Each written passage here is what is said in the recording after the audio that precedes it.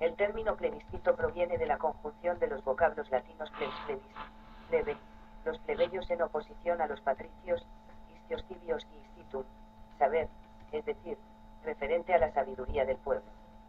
El diccionario de la Real Academia Española en su primera acepción lo define como una resolución tomada por un pueblo a pluralidad de votos.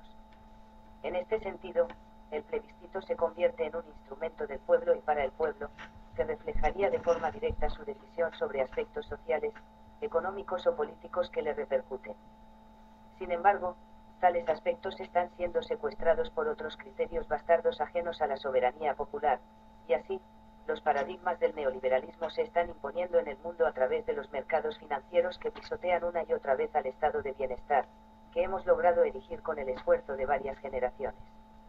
En la Unión Europea, se están realizando unas políticas de ajuste brutales impuestas por la Troika que, con la complicidad de los gobiernos, están generando la mayor crisis de la democracia de las últimas décadas. Millones de personas son condenadas al paro, a la pobreza y a la exclusión social, para favorecer el pago de una deuda ilegítima, fundamentalmente originada por la banca. En España desde mayo de 2010, el Parlamento es mayoritariamente una sucursal de Angela Merkel que sigue pretendiendo que pague más quien menos tiene. Según la encuesta de población activa correspondiente al primer trimestre de 2013, la tasa de paro es de 27,16%, lo que significa que una de cada 4 personas está desempleada, y la tasa de paro juvenil de 57,22%, es decir, uno de cada 2 jóvenes se encuentra igualmente desempleado. La reforma laboral emprendida por el gobierno del PP no ha servido para crear empleo sino para destruirlo.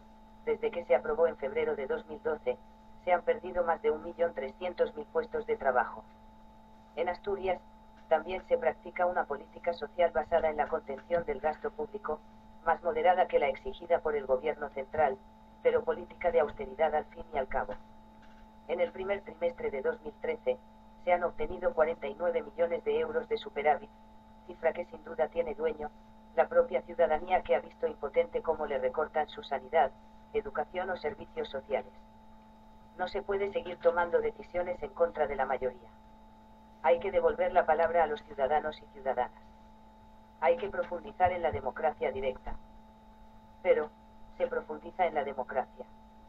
Se respeta la voz del pueblo. Todo lo contrario, se ha reformado el artículo 135 de la Constitución española para favorecer el pago de una deuda ilegítima sin contar con la ciudadanía. Además, se ha puesto en marcha los mayores recortes jamás vistos, en educación, sanidad y servicios sociales. Hasta diciembre de 2011 se ha transferido de las arcas del Estado a la banca más de 141.000 millones de euros, lo que supone el 14% del PIB, mientras que, por ejemplo, aproximadamente el gasto sanitario es de un 6% del PIB y el de educación un 5,5%.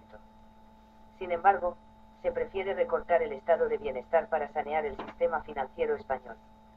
Además, el gasto que se debería aplicar a mantener dicho estado de bienestar no se realiza por falta de voluntad política y sensibilidad social.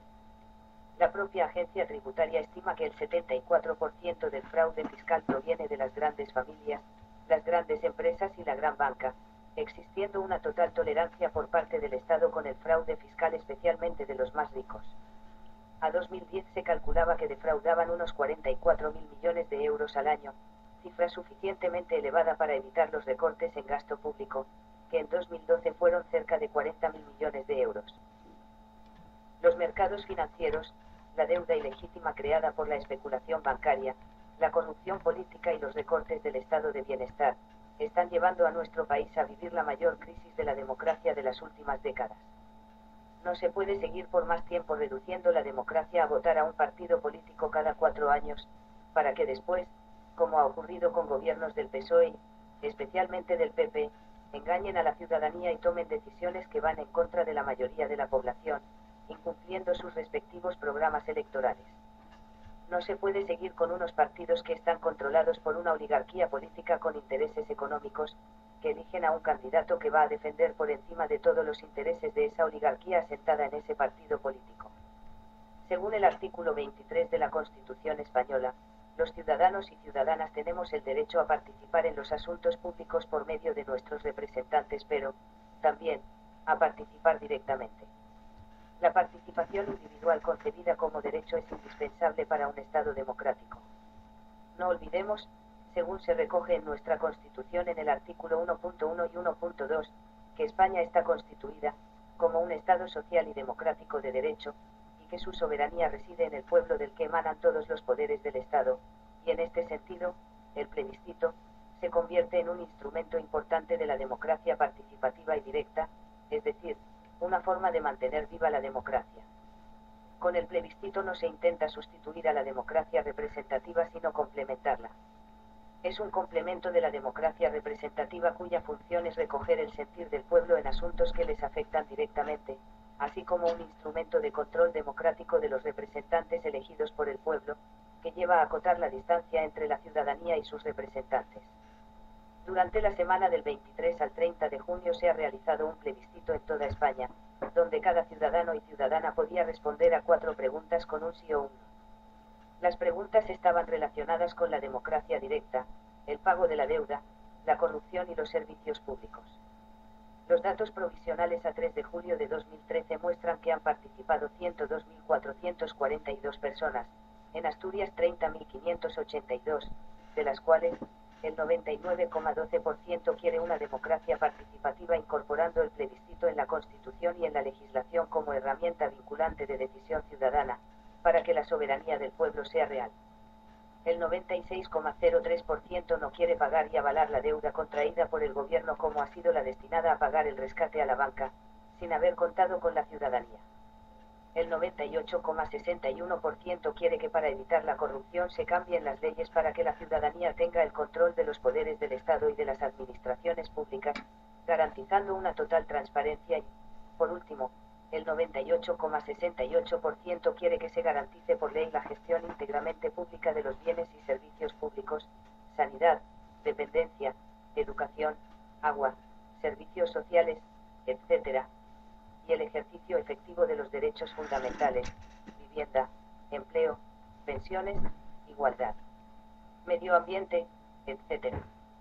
Estas opiniones expresadas de forma directa por la ciudadanía sobre aspectos que les repercuten, tienen que tenerse en cuenta. No se puede gobernar a espaldas de los intereses de la mayoría social. Desde la democracia representativa existen algunos partidos que quieren prohibir los instrumentos de consulta popular por considerarlos, entre otras cuestiones, peligrosos, y proponen una ley orgánica relativa a la reforma del Código Penal para recuperarlos como delito. En lugar de dedicarse a limitar la participación ciudadana, los poderes públicos deberían preocuparse por aumentarla y practicar una democracia directa, participativa y sobre todo real, emprendiendo las medidas adecuadas de reforma del sistema electoral como son: a. Crear una circunscripción territorial única para poner fin a la falta de proporcionalidad electoral, donde los votos de unos territorios tienen mayor valor que los de otros. B. Convertir el Senado en Cámara Territorial Federal para asegurar la representatividad plural territorial. C. Transformar el sistema de reparto de escaños para que se ajuste a la realidad. La ley de Ont favorece el bipartidismo. D. Ampliar el número de diputados acorde con el actual número de ciudadanos para que el Parlamento sea más representativo y más exacto con las preferencias votadas. E. Implantar listas abiertas y desbloqueadas para que sea la ciudadanía quien elabore o elija a sus candidatos de diferentes partidos. También es necesaria una nueva ley de partidos que suprima la actual partitocracia que engendra, no solo la falta de democracia interna sino también el culto a la personalidad y clientelismo político. El plebiscito celebrado del 23 al 30 de junio de 2013 ha sido un primer ejercicio al que seguramente le seguirán otros, un ensayo general de democracia directa y participativa. La ciudadanía está tomando conciencia de su poder y empoderándose como ciudadanos y ciudadanas para llevar adelante una democracia real no excluyente y recuperar la legitimidad que nuestra democracia ha perdido. No podemos olvidar que el poder constituyente reside en el pueblo y que el Parlamento y el Gobierno son solo un poder derivado.